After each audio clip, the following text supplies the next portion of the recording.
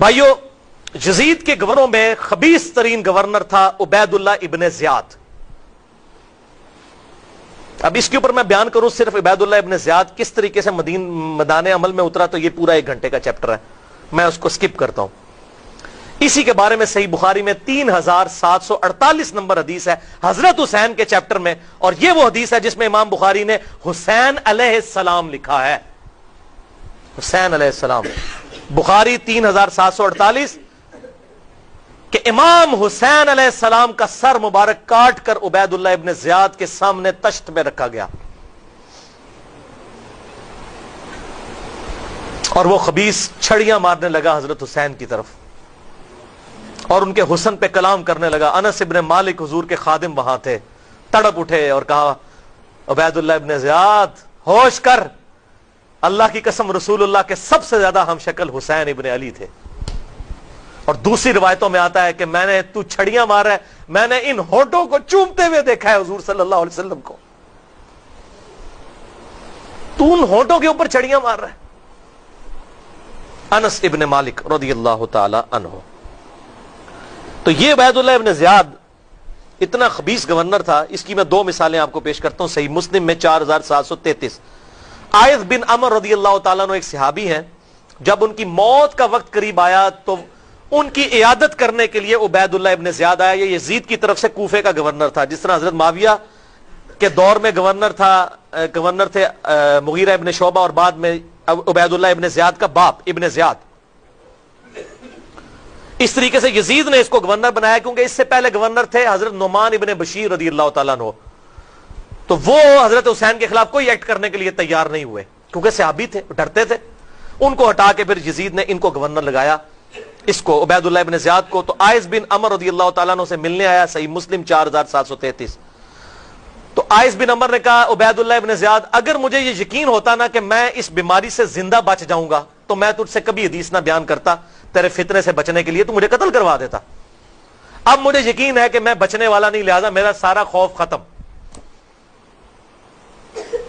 حسین نہیں روزانہ ماما جمنیاں، موت کے قریب انہوں نے حدیث بیان کی. عائذ بن عمر نے کہا عبید اللہ ابن زیاد، میں نے حضور سے ایک حدیث سنی ہے، سن لے، کہ حضور صلی اللہ علیہ وسلم نے فرمایا بدترین چرواہا وہ ہے جو ظالم بادشاہ ہو.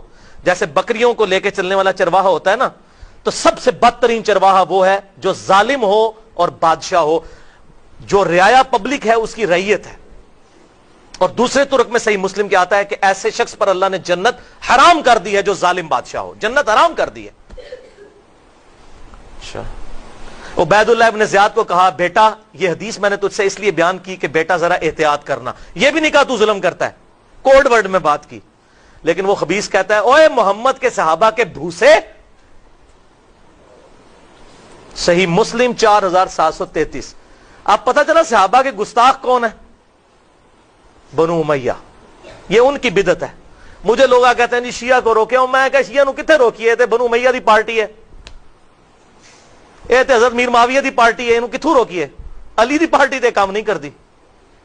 انہوں نے دسو خدا دے واسطے کہ یہ جو آپ کام کر رہے ہیں یہ مولا علی کی سنت پہ عمل نہیں کر رہے، یہ امیر معاویہ کی سنت پہ آپ عمل کر رہے ہیں. آپ فیصلہ کر لو کس پارٹی میں جانا ہے. حق علی کے ساتھ ہے. کتنی حدیثیں ہیں، المستدرک الحاکم میں حدیث ہے، قرآن اور حق علی کے ساتھ ہے قیامت تک کے لیے. وہ آپ نے حدیثیں بخاری مسلم سے بھی سن لی. تو صحابہ کو گالیاں دیتے ہیں، یہ کون لوگ ہیں؟ کہتا ہے تو محمد کے اصحاب کا بھوسا ہے. تو عائذ بن عمر نے کہا عبید اللہ ابن زیاد، محمد کے اصحاب بھی بھوسے تھے، اور بھوسے تو تم لوگ ہو جو بعد میں آئے ہو.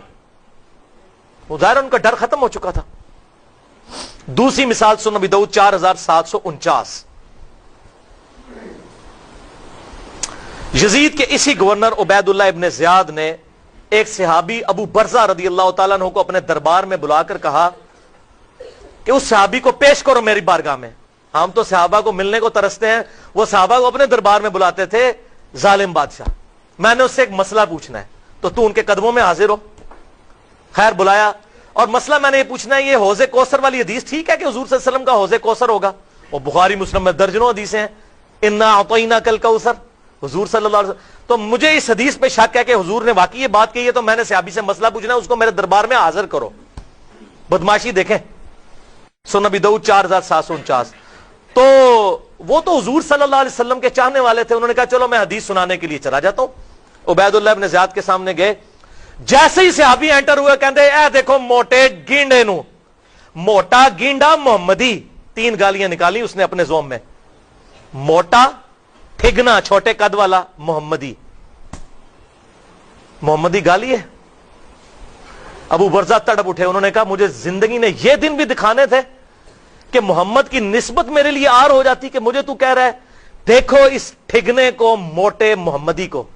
اب اس سے پتا چلا کہ محمدی کہلوانا ٹھیک ہے. یہ اکثر جب ہم حنفیوں کو کہتے ہیں نا, حنفی نہیں محمدی کہلائیں, کہتے ہیں ثبوت یہ ابو داؤد میں ہے محمدی. اصحاب محمد اپنے آپ کو فخریہ محمدی کہتے تھے الحمدللہ.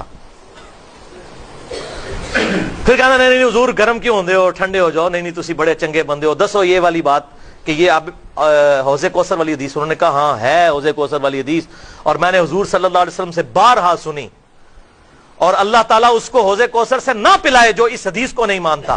اور وہاں سے غصے کی حالت میں یہ بات کرتے ہوئے نکل گئے. اور بیسیکلی اسے بددعا دے رہے تھے کہ اللہ تجھے نہ حوض کوثر سے پلائے. اور ایسے ہی